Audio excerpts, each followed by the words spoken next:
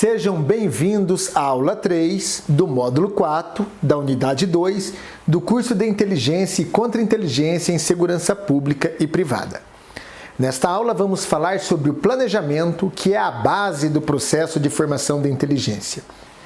Conforme preconizado pela Senasp, o planejamento é uma ação rotineira do profissional de inteligência, que consiste na organização sistemática e lógica das etapas do trabalho a ser desenvolvido, estabelecendo o objetivo ou as necessidades, prazos, prioridades e cronologia, definindo os parâmetros e as técnicas a serem utilizadas, partindo-se dos procedimentos mais simples para os mais complexos. Durante esta aula, vamos conhecer as 8 fases que compõem o planejamento necessário para embasar o processo de formação da inteligência. A primeira fase é a determinação do assunto a ser estudado, que consiste em especificar o fato, a situação, o tema, a questão, a situação ou o problema em torno do qual se pretende produzir conhecimentos para subsidiar o processo decisório. Geralmente, o assunto é apresentado na forma de pergunta, de um problema ou de um tópico de interesse organizacional. Em todo momento, o propósito do trabalho será apresentar a resposta adequada que atenda plenamente aos interesses e objetivo do demandante do conhecimento. Também é necessário definir a área ou campo de observação que deve ser estudado. As perguntas referenciais para determinar o assunto são: o que, onde e qual é o problema? A segunda fase é a determinação da faixa de tempo a ser considerada, onde é necessário definir o horizonte temporal, ou seja, o período que deve ser analisado para produzir o conhecimento. A pergunta referencial é: quando? Qual é o horário, o dia, o mês, o ano ou o período que deve ser analisado para produzir o conhecimento? A terceira fase é a determinação do usuário do conhecimento. Isso significa identificar claramente quem é a pessoa, a autoridade ou o órgão que será o destinatário do conhecimento produzido. E também é necessário ver se esse destinatário possui credencial de segurança que o permita ter acesso a esses conhecimentos de inteligência.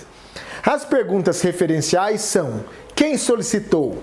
Para quem será enviado ou distribuído o conhecimento? O destinatário tem autorização de acesso? Qual é o nível de sigilo do conhecimento a ser produzido?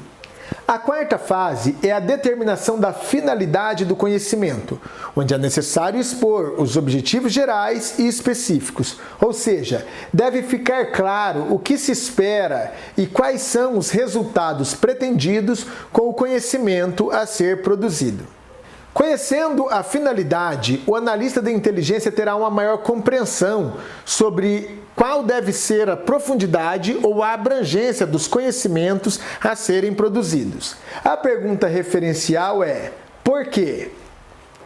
A quinta fase é a determinação do prazo disponível para a produção.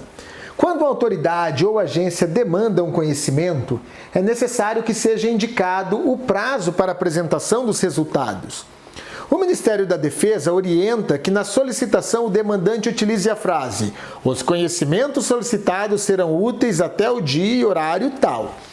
Esse prazo deve considerar os recursos disponíveis e a complexidade dos trabalhos para não prejudicar a qualidade dos resultados. A pergunta referencial é: quando? Para quando?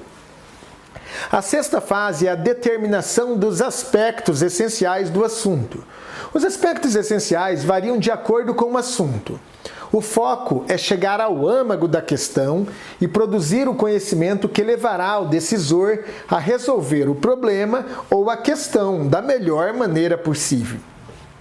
Muitas vezes, o foco principal e central do pedido de conhecimento é chegar em níveis muito mais elevados. Como, por exemplo, mencionamos no caderno de estudo a colaboração premiada, a conhecida delação premiada, que foi criada pela Lei 12.850 de 2013, onde o aspecto essencial da investigação e do processo criminal não é prender simplesmente o autor do crime, que pode ser aí um laranja.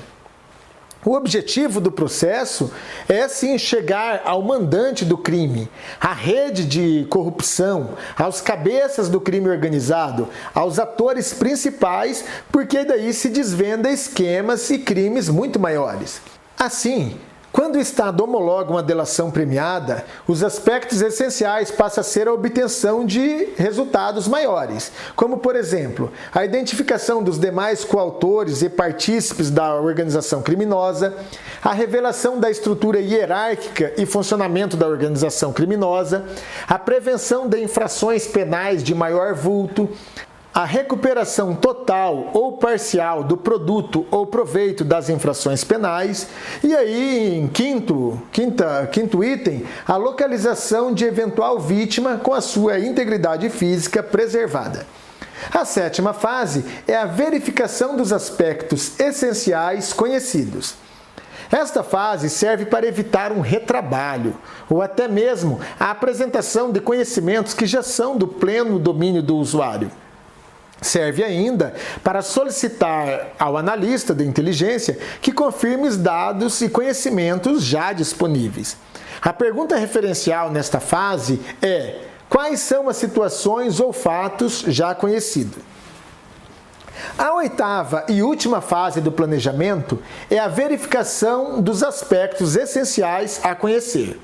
Essa é a fase mais importante, pois aponta exatamente quais são as dúvidas, as intenções e os resultados esperados do analista de inteligência.